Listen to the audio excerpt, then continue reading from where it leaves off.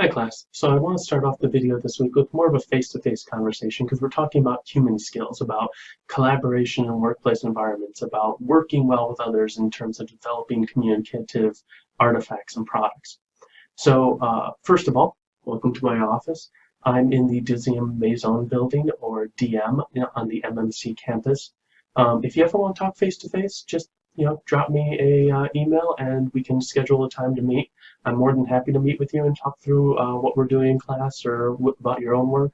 But do schedule it first just so you don't miss me because I'm not always on campus. So back to the topic at hand.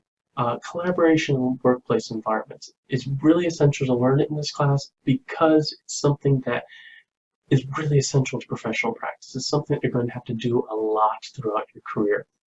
And as Marco says in chapter 3, we need to learn how to communicate effectively in those environments because often we're developing large documents. Not a single person is going to have all the expertise they need in order to develop the document. It's just going to be too big of a project for one person to do by themselves. It's going to require some vetting and some editing, which will require additional reviewers. So there's going to be lots of different tasks and lots of different ways that people get involved in a project. So I want to give you one example. My first job out of my undergraduate degree was as the Special Projects Manager for the University of Southern California's Department of Medicine. And one of my main goals, one of my main jobs within this role was to develop the annual report, which is this. It's a largish book that has a lot of different information in it, has some large images in it, and basically what it does is it tells people about everything that we did within the department during the preceding year. So I needed to collect information from the individual divisions within our department. I needed to collect images to use in order to create some added interest.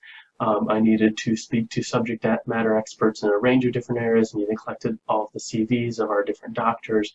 I needed to gather information from a lot of different people, and those people needed to produce and write some of that information. So a lot of my job was just coordinating all of the work that went into developing this book. So it required no less than 20 to 30 different writers, and 5 or 6 different reviewers and a lot of different people who just contributed information to the overall book beyond that. And then after I did finish an initial draft of it, it went to at least 2 different people who reviewed it, and then it came back to me to do revisions, and then went off to the chair of the department who had the final say on whether or not it was ready to be published, and then we had to send it off to the publisher and send it out to a lot of people. So a lot of people were involved in this project, and it really just illustrates how a lot of these bigger projects actually happen in workplaces. Not one person was doing it. I was in charge of it, but I could not have built this all by myself, and I didn't have the information, the knowledge, the expertise to do everything by myself, let alone the time. So hopefully it gives you a little idea of why we're doing this. What we're actually doing in this class is a series of much shorter projects. So we're doing 5 different units that are team-based projects, but each are only going to last 2 weeks. They're going to ask you to develop a shorter type of document.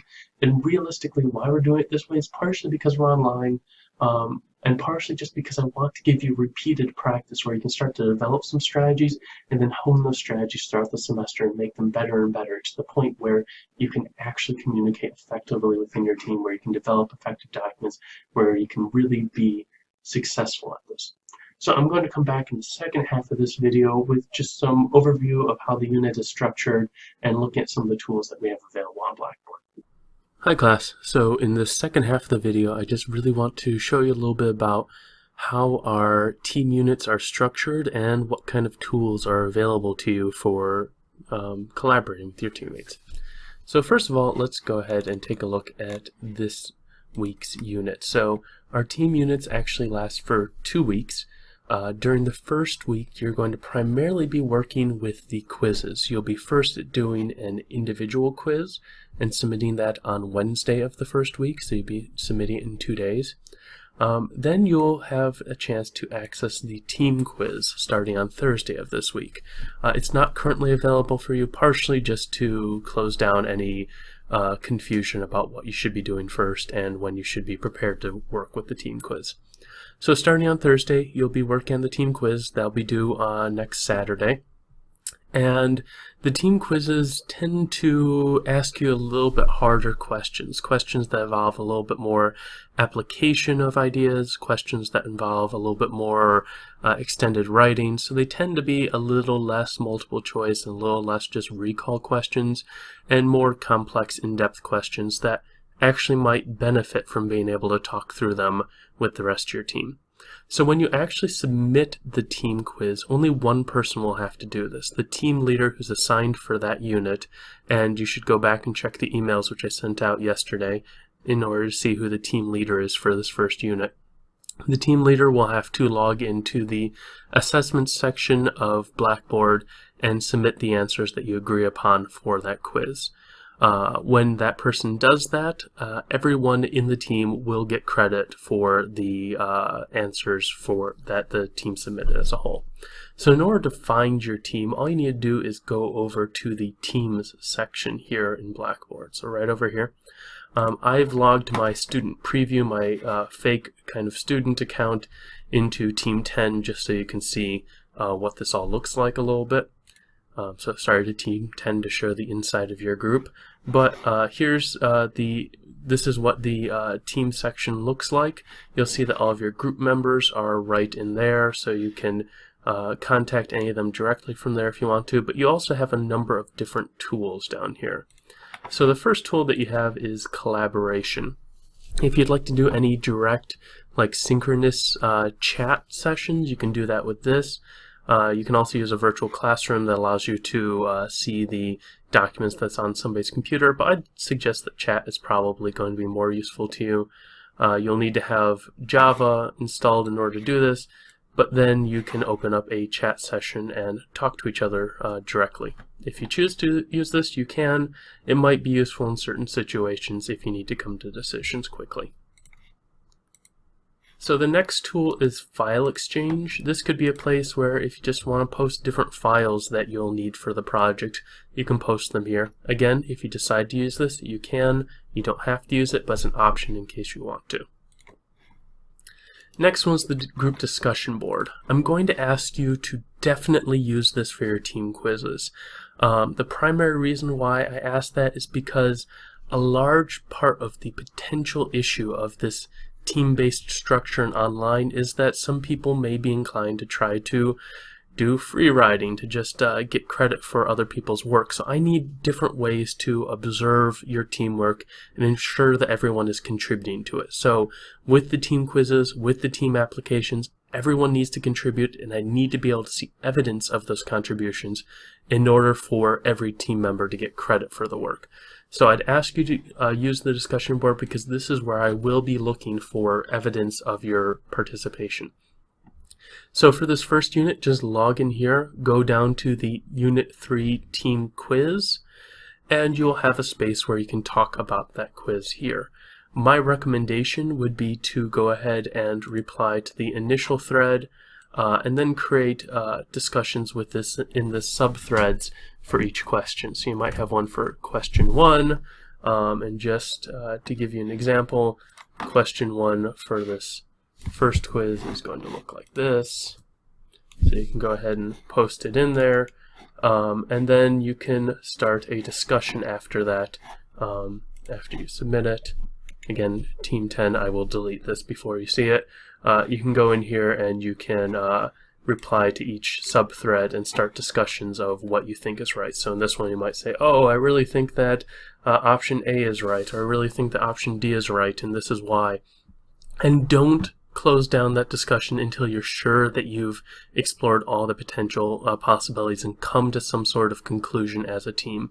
As Markle says on page 36 of your textbook, one of the problems with group work and with teamwork is that it can sometimes lead to this idea of groupthink, where we all just want to agree on something and move forward, but that really can shut down a more intense investigation of what it actually is. And I really want you to have good conversations here. And in fact, for everyone to be able to participate, you're going to have some deeper conversations where you don't come to agreements immediately. Otherwise, it'll just be a lot of people log on there, say, yeah, and if that happens, people aren't probably going to get full credit. So that's not going to be good. Make sure that you really investigate these things. Okay, next tool, group tasks. Don't know if, again, you're going to want to use this. If you do, you're welcome to. It's a way that you can assign different work and set due dates if you want to try and break up larger projects. The group wiki.